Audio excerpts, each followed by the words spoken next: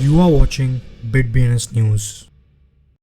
Hello and नमस्कार। हम दुनिया भर से क्रिप्टो न्यूज़ को कवर कर रहे हैं। ये आपको क्रिप्टो के बारे में नॉलेज देगा और साथ ही क्रिप्टो की दुनिया के बारे में एजुकेट करेगा और क्रिप्टो की अपडेट्स प्राप्त करने में भी मदद करेगा। विशेष रूप से नए क्रिप्टो ट्रेडर्स न्यूज़ देखकर अपने आप को एजुकेट कर सकते हैं। हम किसी को कोई कॉइन्स नहीं सजेस्ट कर रहे, हम बस क्रिप्टो की दुनिया में होने वाली अपडेट्स आपके साथ शेयर कर रहे हैं। आज की हेडलाइंस। डोजकॉइन के को-फाउंडर ने मैकडॉनल्ड्स फैमिली में एल सल्वाडोर के प्रेसिडेंट का स्वागत किया। स्टीवन कूपर के अनुसार शिबा इनू के डेवलपर्स नए बर्न मैकेनिज्म पर काम कर रहे हैं। शिबा इनू हाल के निचले स्तर से 40% रिकवरी करता है और पॉलीगॉन को पार करता है। डोजकॉइन 2021 के ऑल टाइम हाई से 81% नीचे। NBA टॉप शॉट NFT 30 दिन में 72% बढ़ गया। जिम्बाब्वे ने क्रिप्टो और ई कॉमर्स ऑर्गेनाइजेशन से टैक्स कलेक्शन को सक्षम करने वाले समझौते पर हस्ताक्षर किया। रूस क्रिप्टो माइनिंग और गोल्ड समर्थित स्टेबल कॉइन्स की अनुमति दे सकता है, लॉ मेकर कहते हैं। वेल अलर्ट 3500 BTC को अननोन वॉलेट में ट्रांसफर करता है।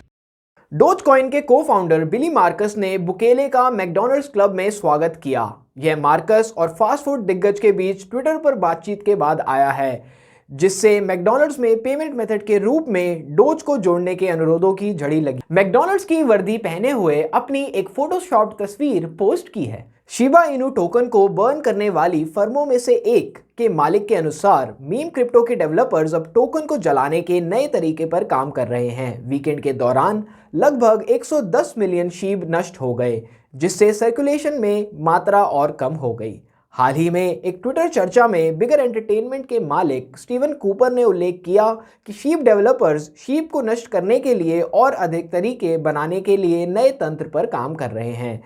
दूसरा सबसे लोकप्रिय केनाइन क्रिप्टो, जिसे डोजकॉइन किलर के रूप में भी प्रस्तुत किया जाता है। कूपर के पास बिगर एंटरटेनमेंट क्रिप्टो रिकॉर्ड लेबल है, जो नियमित रूप से शीप बर्न पार्टियों का आयोजन करता है। शिबा इनू ने प्रभावशाली वापसी की है, जो अपने 22 जनवरी के निचले स्तर से 40% की वसूली कर रही है। कॉइन मार्केट कैप के आंकड़ों से पता चलता है कि पॉलीगॉन को पीछे छोड़ते हुए वर्तमान में यह मार्केट कैप के हिसाब से 14वां सबसे बड़ा सिक्का है। लगभग 8 साल पहले बिली मार्कस और जैक्सन पामर द्वारा बनाए गए मीम सिक्का 2021 की शुरुआत में एक रैली के बाद गिरते हुए व्यापक क्रिप्टो बाजार के साथ फ्री फॉल में है। डोजकॉइन 8 मई 2021 को अपने सर्वकालिक उच्च $0.68 से 81% गिरकर प्रेस समय में $0.133 पर आ गया। कॉइनगेको के अनुसार पिछले 24 घंटे में व्यापक क्रिप्टो करेंसी बाजार में 12% की गिरावट देखी गई। पिछले 7 दिनों में डोजकॉइन भी 27.96% नीचे गिरा। यहां तक कि जब क्रिप्टो बाजार पीड़ित होता है, तब भी NFT या नॉन फंजिबल टोकन अभी भी आंखों में पानी भर रहे हैं। शीर्ष NFT बाजार ओपनसी ने पिछले सप्ताह जनवरी में बिक्री में $3.5 बिलियन के साथ अपने एकल मासिक रिकॉर्ड को तोड़ा, महीनों के केवल आधे रास्ते में। और विशेष रूप से एक प्रारंभिक NFT संग्रह पिछले 30 दिन में रेजरेक्शन हुआ है। NBA top shot dapper lab से फ्लो ब्लॉकचेन पर लाइसेंस प्राप्त NBA मोमेंट। जिम्बाब्वे सरकार ने हाल ही में कहा था कि उसने ब्रिटिश वर्जिन आइलैंड स्थित डेडलेस वर्ल्ड लिमिटेड के साथ एक समझौता किया है, जिसमें बाद में उन कंपनियों से कर एकत्रित करने की उम्मीद है जो सट्टेबाजी, गेमिंग और क्रिप्टो करेंसी सेवाओं को व्यक्तियों और संगठनों के क्षेत्र में प्रदान करती है। जिम्बाब्वे का रूसी संसद के एक उच्च पदस्थ सदस्य ने सुझाव दिया है कि रूस सरकार के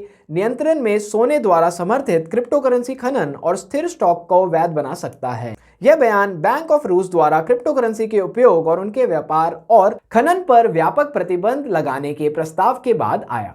रविवार को स्थिर वसूली शुरू करने से पहले कॉइन मार्केट कैप पर बिटकॉइन $35,000 के नीचे गिर गया। खून खराबा जारी रहा। वेल अलर्ट ने एक अज्ञात वॉलेट में 3500 BTC के उल्लेखनीय हस्तांतरण की खोज की, जिसका मूल्य $121,791,190 USD है।